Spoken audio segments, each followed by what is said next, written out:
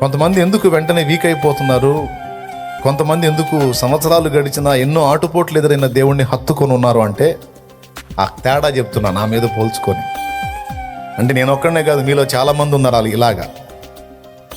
ఇందాక నేను చెప్పిన బాపతి 3 నెలలకు పడిపోయిన వాళ్ళు, 6 నెలలకు పడిపోయిన వాళ్ళు, 10 సంవత్సరానికి చెడిపోయిన వాళ్ళు, 2 ఏళ్ళకి చెడిపోయిన వాళ్ళు, 3 ఏళ్ళకి, 5 ఏళ్ళకి, 10 ఏళ్ళకి చెడిపోయిన వాళ్ళు మీలో కొంతమందే ఉన్నారు. కొద్దిమంది ఉన్నారు, వేళ్ల మీద లెక్క పెట్టే వాళ్ళు ఉన్నారు. కానీ ఎక్కువ శాతం మంది సంవత్సరాల తరబడి ఆటుపోట్లు ఎదురై కూడా యేసయ్యని ఎంత హత్తుకున్నారంటే ప్రాణం కంటే ఎక్కువగా హత్తుకొని ఇప్పటికీ సేవిస్తానే ఉన్నారు.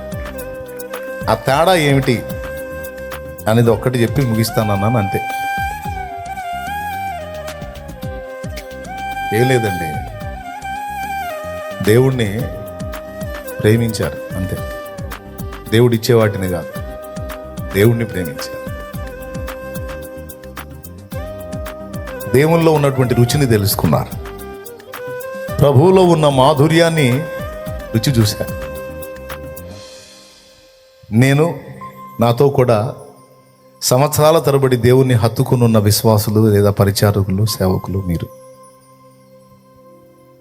దేవుడిచ్చేవి కాదు, దేవుణ్ణి రుచి చూశారు. దేవుని ప్రేమను రుచి చూశారు, దేవుణ్ణి ప్రేమించడం మొదలుపెట్టారు. ఇంకా ఫైనల్గా చెప్పాలంటే దేవునితో స్నేహం చేయటం మొదలుపెట్టారు. లోకంలో చాలా స్నేహాలు ఉన్నాయి, ఆ స్నేహాల రుచి కూడా మీకు తెలుసు, ఆ స్నేహాల రుచి కూడా నాకు తెలుసు. భౌతికమైన స్నేహాలు, కొన్ని స్నేహాలు మనల్ని అప్పజెప్పినాయి, కొన్ని స్నేహాలు మనల్ని అవమానపరిచినాయి, కొన్ని స్నేహాలు జస్ట్ మాటలతో ఓదార్చి దాటి వెళ్ళిపోయినాయి.